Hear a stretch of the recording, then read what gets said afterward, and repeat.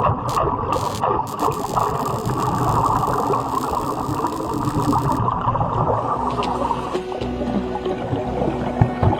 you ever thought how underwater repairs and maintenance is done?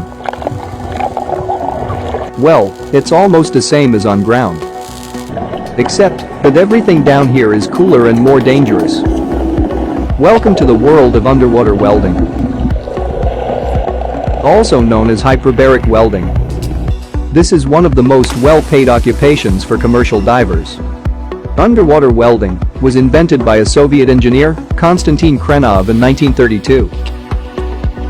It made its way to the US in the 1940s through an underwater welding program in the US Navy.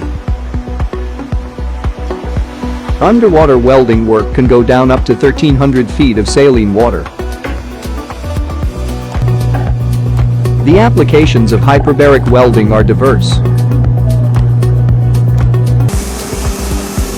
It is often used to repair ships, offshore oil platforms, and pipelines. Steel is the most common material welded.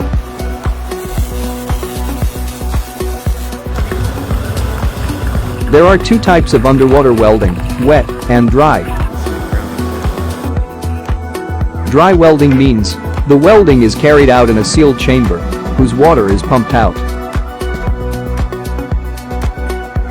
Wet welding, on the other hand, is performed totally immersed underwater.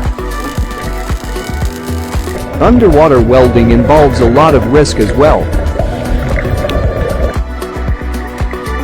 It exposes a welder to hypothermia, drowning, electric shock, and decompression sickness due to increased pressure of breathing gas. Also, the deeper you get, the harder it is to see.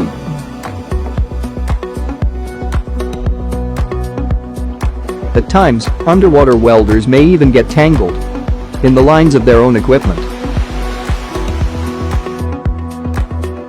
Scared? Don't be. Research is going on to make underwater welding safer and more efficient.